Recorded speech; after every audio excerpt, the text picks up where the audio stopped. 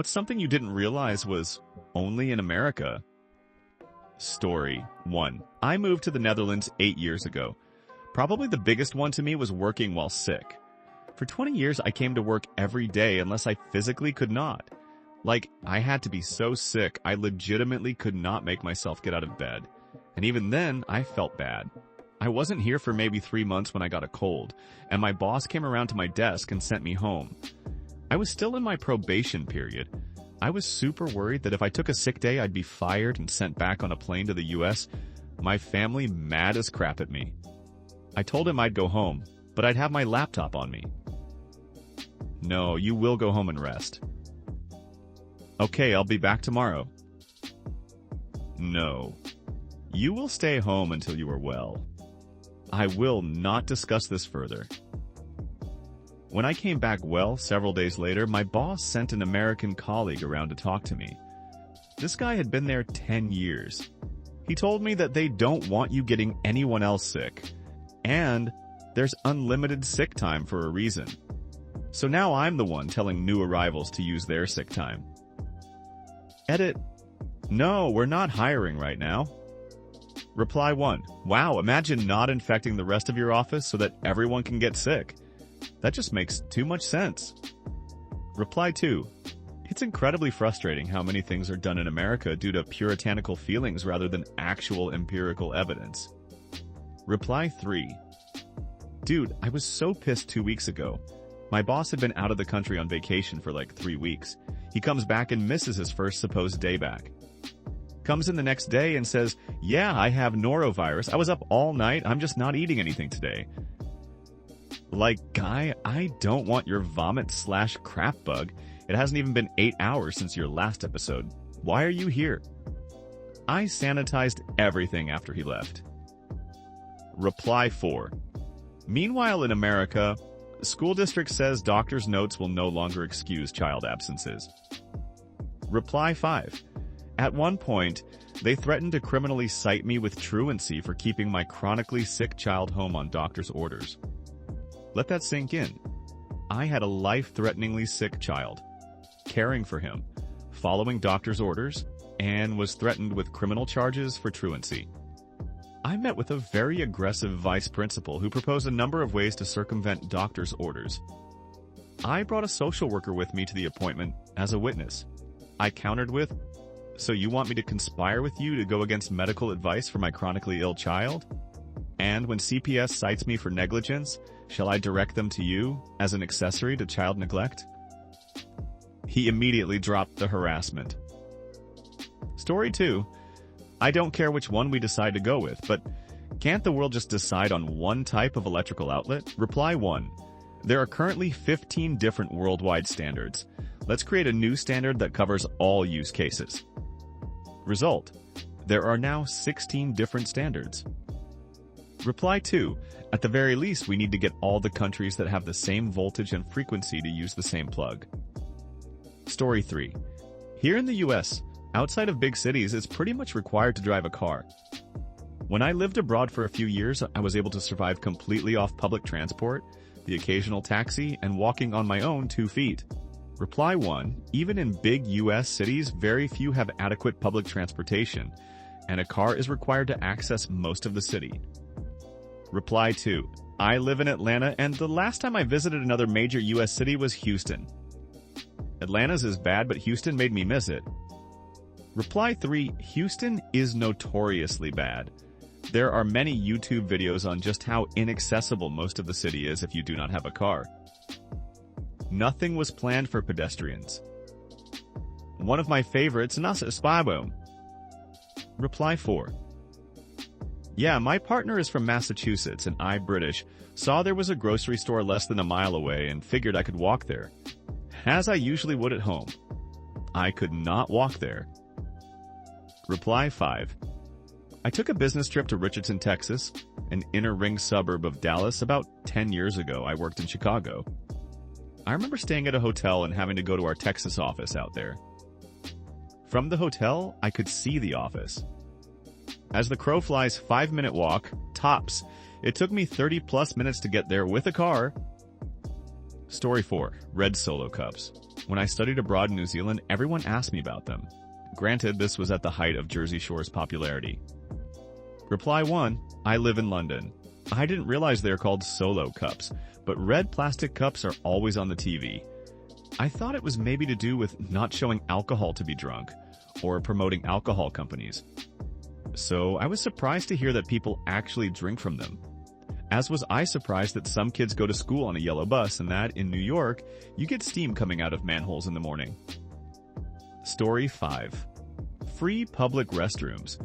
Not saying they're clean or nice in the US, but it was annoying trying to remember to carry coins around Paris to be able to pee. Reply 1.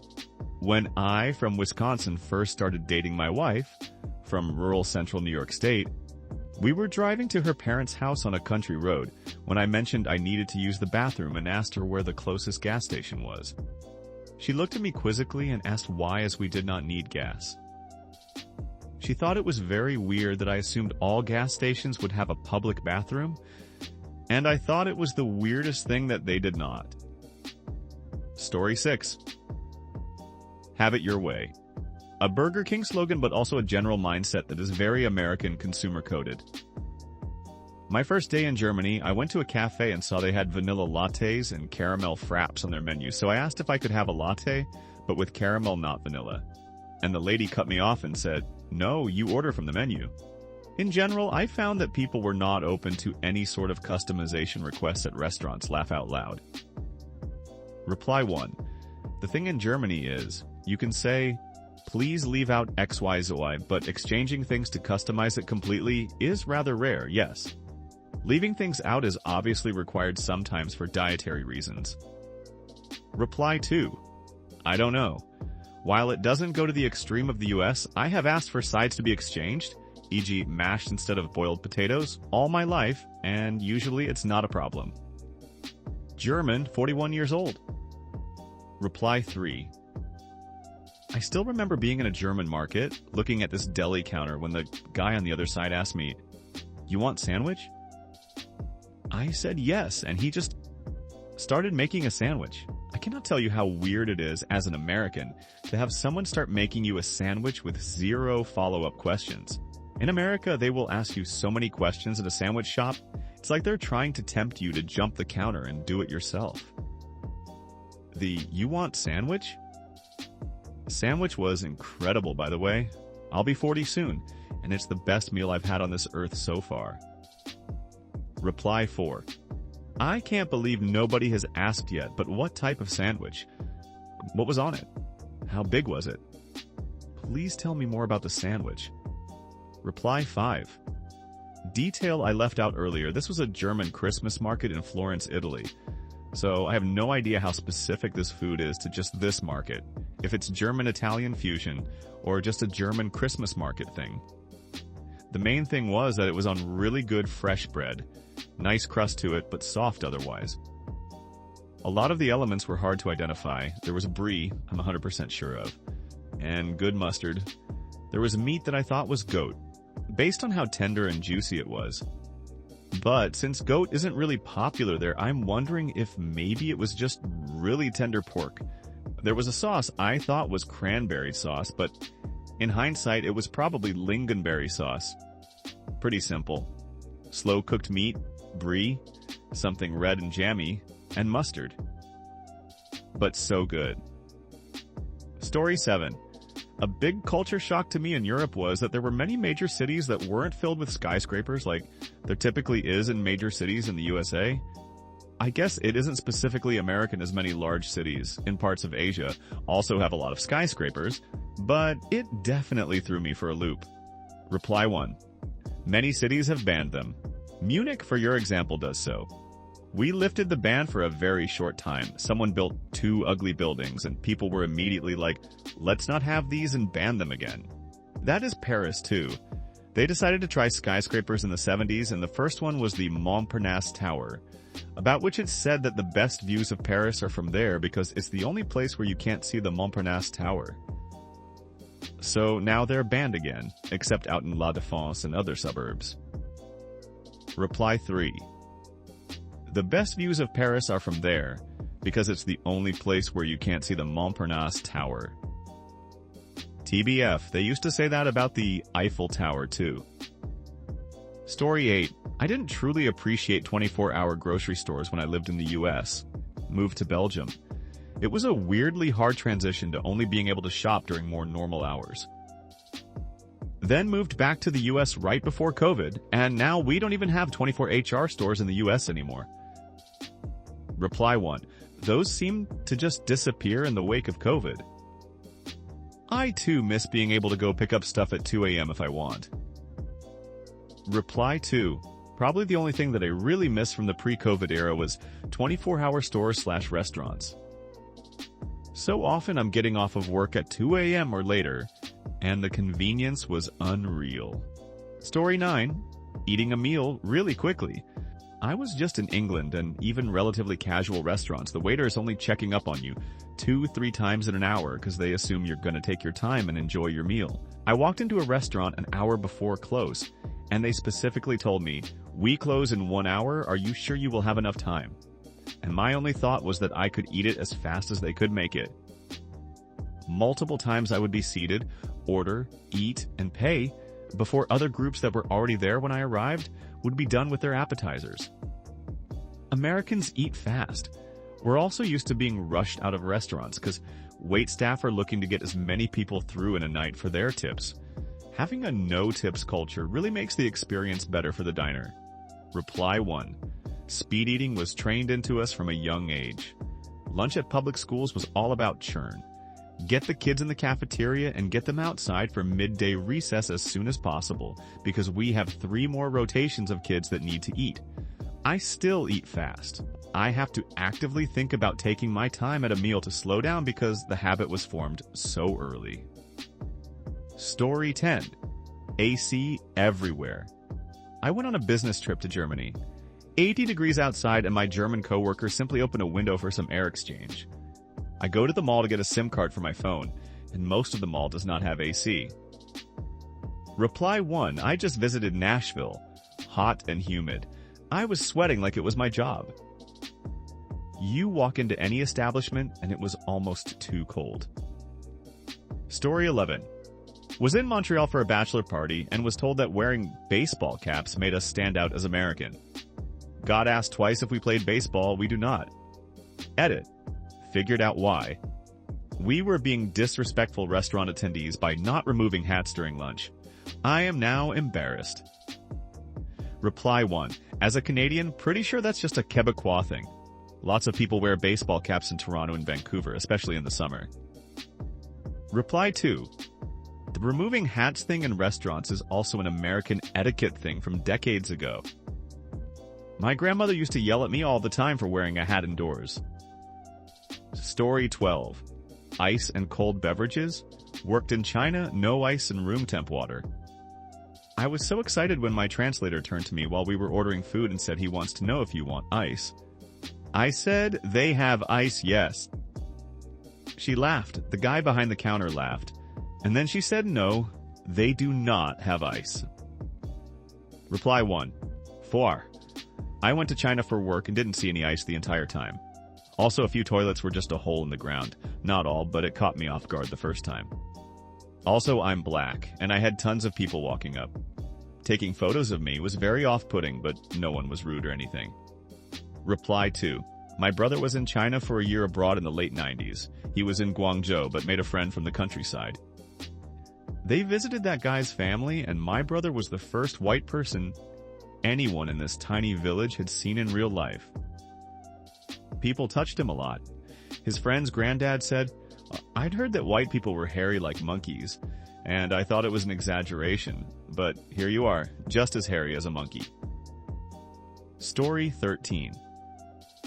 My very first time in Europe. One thing that really struck me was car sizes. They were all so much smaller on average. I am not sure how true this still is. Reply 1. Definitely still true. Many European cities don't accommodate larger vehicles. Good luck parking anything that isn't a subcompact. Reply 2. A subcompact, or as we call them, a normal car. American trucks and SUVs are like monster trucks to us. Story 14. Greeting people when you walk. Especially in places like Hong Kong, it's a mind-your-own-business culture. Definitely surprised me. Reply 1. This also happens in Argentina. If I'm walking down the street and make eye contact with someone going the opposite way, I'm going to acknowledge their existence. Sometimes it might be a nod, sometimes it might be a quick hola. Story 15. Window screens. Yes, Germany, you do have bugs if there's grass in a park nearby. If you have grass and no bugs, you have a very different problem. Garbage disposals, fluoride in water, iced beverages. Reply 1. The US adds fluoride to our water to help improve dental hygiene. Drinking water sources in Europe tend to have naturally higher fluoride levels, so extra fluoride doesn't need to be added. Story 16. There are 2 food and cooking ingredients that I use regularly in the US, but simply cannot find here in Mexico. Buttermilk and molasses. Now maybe this is more of a southern US thing, but I spent 20 years in the northern burbs of Chicago and had no problem finding these ingredients. But here they just are not available. Story 17. Chit-chat. Americans can start conversations with random strangers and feel completely normal to share their stories. Reply 1. I was working retail in Stockholm for a while, and one of my coworkers told me she was surprised by how many customers wanted to chit-chat with me because we don't do that generally. Story 18. Opinions with no factual basis. Living in Japan now, if they don't know something, they will say, "Sorry, I don't know enough about that subject." It's so refreshing. Story 19. Circumcision. I was completely ignorant and just assumed most of the world does it. Turns out, only a tiny minority of the world's men are circumcised. Story 20. A few years back, I read a Quora post where an American guy answered this same question. He was living in the UK for his job, and someone took him aside and told him to stop asking people what church they go to when meeting them. He was from the Midwest and was shocked that this was not a normal part of getting to know somebody. I was shocked when I read it because I'm from NY and only religious fanatics and mentally ill people ask where you go to church. But he said it was a totally normal part of small talk when meeting someone in the Midwest. Reply 1. After moving from Chicago, where this would be an insane thing to ask of someone, to rural MI, I can attest to the fact in rural areas that's normal speak. I was taken aback though, and I am a born and raised Midwesterner, but Chicago is a large city, so I do wonder if it's more common in small towns and rural areas, no matter the region of the country. I could see that happening in any small town in the South or Midwest. I would imagine it might be less common in the Northeast or West. Thanks for watching until the end. If you have a similar story to these that you want to share with us, please leave it in the comments below. If you enjoyed this video, please leave us a like and subscribe. For more videos like this one right now, please stop by our channel. Thanks again, and see you next time.